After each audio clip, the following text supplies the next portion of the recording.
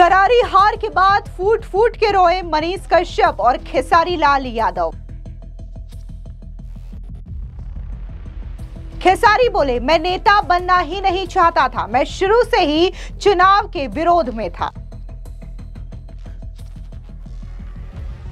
खेसारी बोले, मैं जीवन में कभी नेता नहीं बन पाऊंगा। मनीष कश्यप ने की ओवैसी से जनसुराज की तुलना, बोले क्या हम 5 सीटों के काबिल भी नहीं। बिहार के विधानसभा चुनाव के नतीजे आ चुके हैं और इसी के साथ ही बिहार में एनडीए की प्रचंड जीत हुई है, लेकिन इसी के साथ ही कई सारे जाने माने नाम जो हैं उन्होंने हार का सामना किया है, फिर चाहे वो खेसारी लाल यादव हो या फिर खुद को सन ऑफ बिहार कहने वाले मनीष कश्यप हो। आपको बता दें, दरअसल छपरा विधानसभा सीट से आरजेडी के प्रत्याशी के तौर पर भोजपुरी सिनेमा के एक्टर खेसारी लाल को चुनावी मैदान में उतारा गया था, लेकिन उन्हें बीजेपी की छोटी कुमारी के सामने करारी हार का सामना करना पड़ा।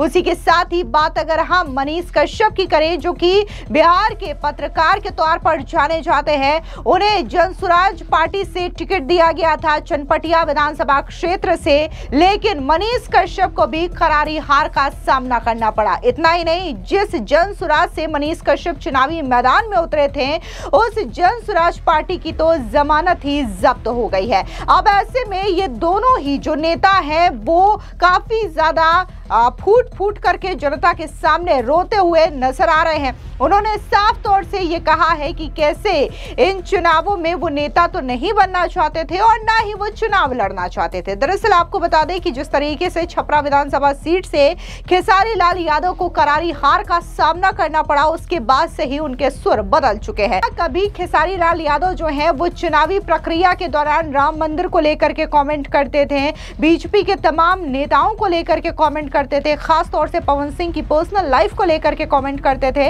लेकिन जब से वो चुनाव हारे हैं उसके बाद से ही उनके सुर बदल गए हैं। अब वो ये कह रहे हैं कि वो कभी नेता ही नहीं बनना चाहते थे, वो तो चुनाव के खिलाफ थे। दरअसल आपको बता दें कि छपरा विधानसभा सीट से बुरी तरीके से हारने के बाद खेसारी लाल यादव ने अपने इंस्टाग्राम पेज पर लाइव किया, जहां पर उन्होंने तमाम बातों को जनता के सामने रखा।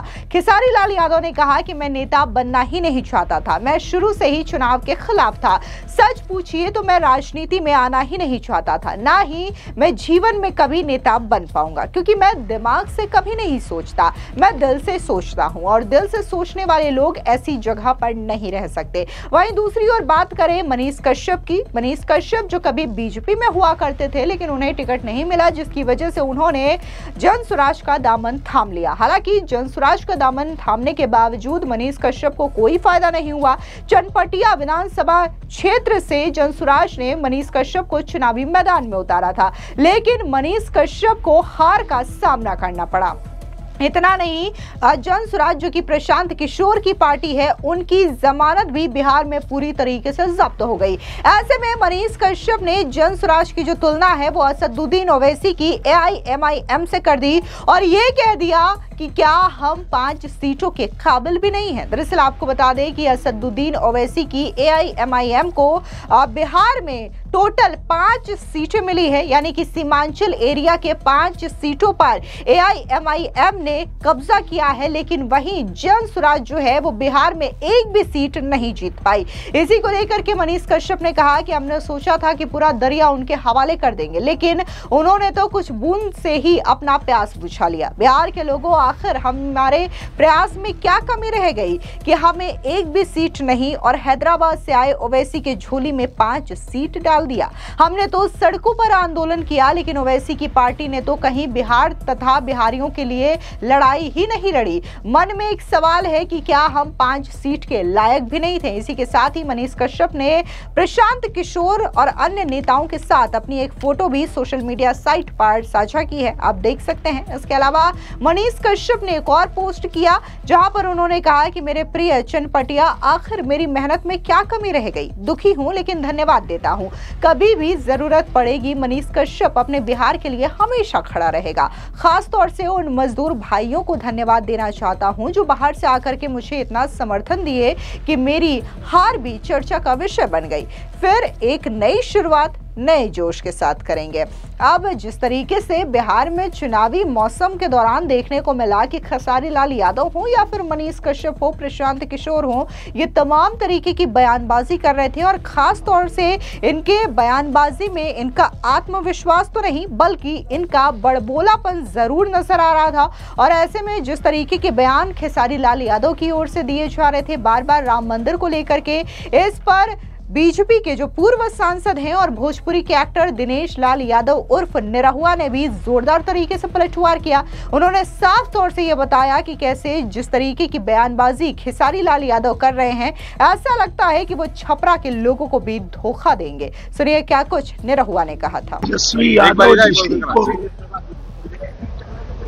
आप लोगों को समझाना चाहिए कि जो अश्लील गाने का मास्टर है वही उनके साथ घूम रहा है, उसको ही उन्होंने अपने साथ ले रखा है। तो वो जो भी बड़ी बड़ी बातें करते हैं, मैंने इसका जवाब दिया था। तो हर दिन तो पहले अपना बयान पलट लेता है। जब उससे पूछा जाता है कि तुम अश्लील गाना गाता है तो बोलता है रवि किशन, मनोज तिवारी, निरहुआ, पवन से सीखा है। और जब उससे पूछा जाता है कि आपने इन लोगों को फॉलो किया तो बोलता है नहीं, इन लोगों को काहे फॉलो करेंगे, हम तो छपरा से आते हैं, हम इन लोगों को काहे फॉलो करेंगे। तो किसी एक बयान पे कायम रहता नहीं है। और अब देखिए वो भागने की तैयारी में है। उसके बयान से साफ पता चल रहा है कि अब वो भागने की तैयारी में। वो ये कह रहा है कि वो प्रमाण पत्र नहीं लेगा और वो चुनाव नहीं लड़ेगा। नहीं नहीं नहीं, सावधान हो जाइए आप लोग। इतना बड़ा बड़ा बात किया, इतना उड़ा, तो छपरा छोड़ के जाएगा तो फिर ना लौट के आएगा। और सबने धोखा खाया है, छपरा भी धोखा खाएगा। तो इसको जाने नहीं देना है। भाई बहुत बड़ी बड़ी बात की है। आज भी हम अपने बयान पे कायम है। राम मंदिर के जगह राम मंदिर ही बनना चाहिए था। और राम मंदिर तो अभी झांकी है, काशी मथुरा बाकी है। उसको बोलिए, अभी भी हम यही बात कर रहे हैं। अभी भी हम धर्म की बात कर रहे हैं। शिक्षा, सुरक्षा, रोजगार, ये तो हम दे ही रहे हैं, लेकिन हम अपने धर्म की बात भी कर रहे हैं। तो बोलिए छोड़ के भागे ना, उसको रहना है। आज हम जीते चाहे हारे, आजमगढ़ छोड़े नहीं है। हारने के बाद भी आजमगढ़ का काम हो रहा है। आजमगढ़ में आज रिंग रोड बनवा रहा हूं। अब यहाँ चुनाव बिहार में खत्म होगा, दिल्ली जाके जो नई रेलवे लाइन पास कराया हूं उसका काम शुरू करवाऊंगा आजमगढ़ में। अभी यहाँ खत्म होते ही 15 से लेके 20 तक आजमगढ़ में हूँ। तो हार गया तो भाग नहीं गया ना। तो इतना बड़ा बड़ा जो बकवास किया है उसको बोलिए कि भाई छपरा छोड़ के जाना नहीं है। जो बोले हो कि पढ़ाई, सगाई, दवाई सब तुम्हारा जिम्मेदारी है, तो ये चुनाव खत्म होते होते भागने का बात काहे कर रहा है। भागना नहीं है, उसको समझाइएगा। फिलहाल इस पूरी खबर पर आपकी क्या राय है, कमेंट सेक्शन में जरूर बताएं। धन्यवाद।